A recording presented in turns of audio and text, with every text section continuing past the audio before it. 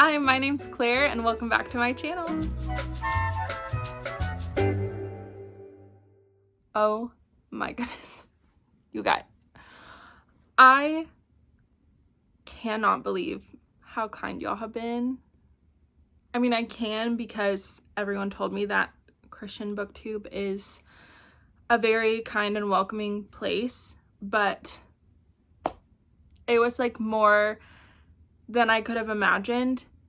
On Friday, today's Monday, I posted my first video on Friday, and that video sat on YouTube for like a week because I was just trying to decide if I like actually posted it. So I was like, I'm just gonna like have it upload on Friday, and if I get scared before then, I'll just take it down before it's like premiere or whatever. I woke up on Friday morning and I was just kind of like going about my morning. I was like, wait, wait, my video posted. And so I got on there and y'all had already been showing it so much love and I could not believe it. It's really scary to do something new, just to try and see like what happens and just kind of take a chance on it. And then y'all were so kind and I really felt so encouraged by God through you all. It was just kind of a little boost that I needed, and I just keep laughing and crying and laughing and just switching back and forth between them. I'm just in disbelief, and it truly like encouraged me more than I can ever tell y'all, and people in my day-to-day life were being so kind about it. And y'all probably saw my mom's comment. Hi, Mom. She's so sweet, and she called me and she said, you know, I'm so proud. And there's just something that feels good about that. I feel like you reach an age, like when you're out of school, you don't like get like kudos from your teacher anymore. So it's nice to get them from somewhere, and I'm just so thankful to God, and I just had so much fun, and yeah, I'm having such a good time, and I'm the most proud of myself that I've been in a long time. I just feel so much like sense of purpose and joy to have this to do every week now, and I'm so excited, and thank you all for being so kind and welcoming to me and leaving me helpful tips and things like that. So yeah, just thank you so much. I'm so excited, and we'll see how this goes and where it goes, and we'll just have fun. Just you and I, we're just having fun. Okay, so this video is going to be kind of like May possibilities, or like May pile of possibilities is the best thing to call it, because I can't really do a TBR. I'm a mood reader. Usually I stay in kind of the same mood for a while, so this stack of books that I have to talk with you about is probably what I will be reading in May. A couple things might change, or I might read more books than I thought, or things like that happen. And so we'll just see how it goes, but this stack is kind of what I'm in the mood for. So we'll see how many I get through. Usually I read like 5 or 6 books a month on like a slow month. So we'll see how it goes. Okay, first one. Also, I messaged book lover Amanda. Well, she messaged me first, but then I was like, hey, can I ask you a question? I saw the comments that were saying my books were backwards. And I just had a wrong setting, so she helped me with that. Thank you to book lover Amanda. Hopefully it worked. It looks backwards to me, so I think it might be right. But we're gonna start off with the first book, and we'll see if it's still backwards. Let me know, and I'll keep working on it. But the first book I have here is Pride and Prejudice by Jane Austen. I love these. This is a Signet Classic edition. You can find them easily because they have this little icon. Is it focusing? There it is. In like the thrift store and stuff. I love these editions. They're from the 60s and they're just so very retro. They're usually really cheap because they're just mass market paperbacks, which, did y'all know they're going to stop making these? The supplier or the manufacturer, whoever makes them, is stopping because they don't think it's worth it at this point anymore, which is so sad because I love the like old beat up mass market paperbacks and like cozy mysteries in those like little pocketbook sizes. They're gonna go away, so cherish the ones you have and look through them at the Goodwills because they're not gonna make them anymore. There's like a New York Times video about that if you're more interested. It's like a little short, but I have almost all of Jane Austen's books in this edition. I'm still looking for Mansfield Park. I'm on the hunt. So, but they're so cool. I'll show you all the covers of them at some point. A lot of you said that if I'm going to start my first Jane Austen, I need to start with a book that I've seen the adaptation of, because that will kind of help a little bit with the understanding and just the story going on and things like that.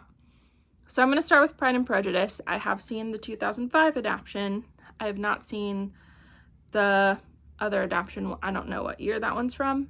I do have it on DVD though, and I haven't watched it yet. So that's going to be my little treat for finishing this book. And I don't know. I know enough about Pride and Prejudice that I'm excited to get started with this one. And I'm excited to see how the story goes. I think everybody knows the story of Pride and Prejudice, so I don't really need to go into it very much. But very excited to start her, and y'all have been so encouraging that I can do it and believe in myself. So I'm going to try this one and we'll see how it goes, but I know y'all will help me through it, so I'm not scared anymore. Okay, we're going to do another classic this month as well. This is The Secret Garden by Frances Hodgson Burnett, which is a mouthful. This edition is absolutely beautiful. It's like it's smaller than a picture book, but it's a little bit wider.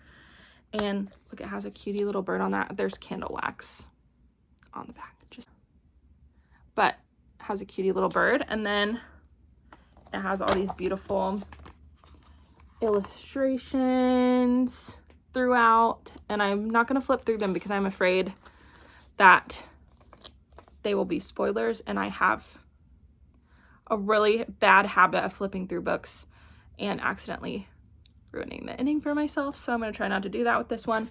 This one without the dust jacket on is so beautiful as well. It's got like pears and snails and birds. It's so cute.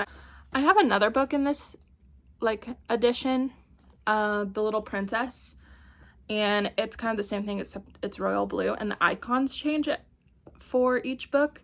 So if you ever see these, I don't know exactly what these are called. Here's the spine,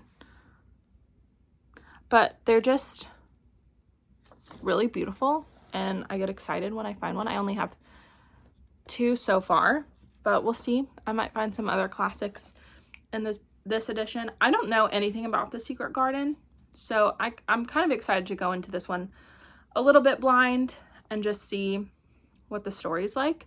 But this just feels like a spring read and just something kind of nice and wholesome, and yeah, it just feels like a good spring read to get started for the year, and just a beautiful book to just hold. Don't you just love when you have a beautiful book? I spend a lot of my time reading just like closing the book and just looking at the cover. Does anyone else do that? Like, I just think there's something so like wonderful about a beautiful cover. And sometimes if a cover is beautiful, I tend to read the book slower because I just want to like savor my time with it and just enjoy looking at it. And I don't know, that might be weird, but this one is so beautiful and I'm really excited to read this one as well. Okay, next book is The Princess by Lorie Wick. This is my first Lorie Wick. I see her books all the time, but I saw a post about this one and it just intrigued me. I love The Princess Diaries. That's probably like my #1 favorite movie. My bachelorette party, if you can call it that, was Princess Diaries themed, and so all my bridesmaids gave me like little gifts and little film canisters. If you know, you know. And it was just so fun, and I just love The Princess Diaries. It just has the best like vibe. And the premise of this book really reminds me in a way of The Princess Diaries. I mean, it's called The Princess, but this story is about Sophie and Nikolai. Hi. It's editing me to say her name's Shelby, not Sophie. So disregard. Carry on. And Nikolai is a young widower. He's the prince. And his wife died unexpectedly and very young. And for his kingdom, he needs to marry again. But he is still mourning his first wife, and he's still in love with her, and he cannot imagine getting married again. But he knows that that's what he needs to do for his kingdom. So he asks his parents, the king and queen, to look for a bride for him. He said, I trust you. I trust your judgment. If you can find someone for me to marry, I'll marry them. And so his parents go on a search to find a young woman for the prince to marry, and they find a girl named Sophie. And after a little bit of time and conversation about, you know, what she's getting into, Sophie agrees to marry Prince Nikolai. And so that is a very short section of the very beginning of this book. So I'm about 70 pages in, and they're already married. And so now we're just kind of seeing them like get used to each other. There have already been things that happen in this book. I was reading and I was like, oh. It's really good. It's a little bit cheesy, but I like that sometimes. And I'm really enjoying this so far. And the other thing that I really appreciate is this is definitely a marriage of convenience story. This is contemporary also. So we're not talking like prince and princess, like medieval prince and princess. This is very much contemporary, like Princess Diaries kind of princess.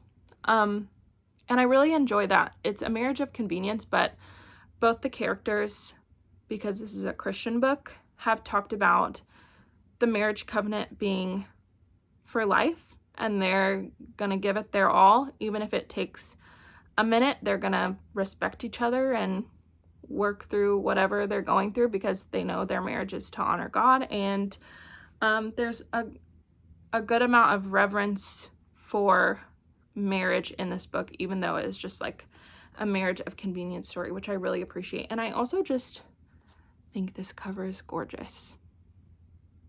Just really is. Also, I have to show you, this has a price tag on it from the Family Christian store in 1999 for $10.99. Books are like double that now, which is really sad. But anyway, this one's really great so far. So is that cheating that it's on my pile of possibilities? But I started it last night. I feel like maybe it's not really cheating, but I'm really loving this so far, and I'm excited to get done filming so I can read some more. Okay, this is another one that might be cheating. This is Emma M. Lyon Volume 7 by Beth Brower. This will get read. I can tell you that. There's no way that this is not gonna get read this month. I love Emma M. Lyon, like I said in my first video. These are like my Big Bear series that I just love so much. So these will get finished. I'm halfway through Volume 6 now, and it's like the first few days of the month. So I'll finish that one, and then I'll just immediately start this one after, probably the same night before I go to sleep.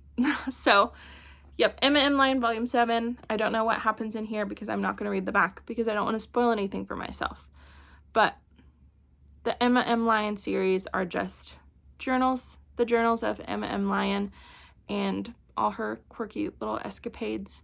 And they're so fun. They're just a big hug in a book series. So if you haven't tried these, try these. The first two you have to get through to really like get into it, but I think it's just because they're so short. They're risk-free because They're so short. You can read them in an afternoon. So try them. They're on Kindle Unlimited. So if you have Kindle Unlimited, do it. All right. This is another one that I don't know that much about. This is a fantasy book. This is Sorcery of Thorns by Margaret Rogerson. I like to go into fantasy books a little bit blind. And I saw this book on a list of books to read if you like Howl's Moving Castle from Studio Ghibli. And I do love that movie. So I thought maybe I would give this book a try. The cover just kind of screams spring to me in a way. All I know about this book is it's recommended if you like Howl's Moving Castle, and it deals with a magic library. So, sounds like one I'll like. I'm going to go into it blind. I really enjoy just not even knowing what I'm getting into from a fantasy book, knowing enough that it's I just found this at a thrift store and I was like, oh, cool cover, and I brought it home. So a lot of times if I find something at a thrift store, it really is just kind of like a coin toss whether I'm gonna like it or not. But then I saw that on that list about Howl's Moving Castle and I was like, oh yeah, we're gonna read this one in the spring.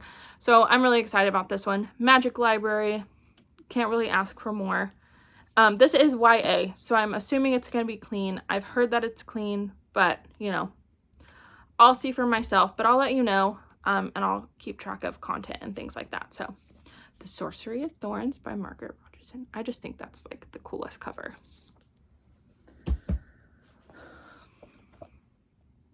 Okay, the last book in my pile is Courting Miss Lancaster by Sarah M. Eden. This is the second book in the Lancaster family series by Sarah M. Eden. The first book is Seeking Persephone, and that book is wonderful.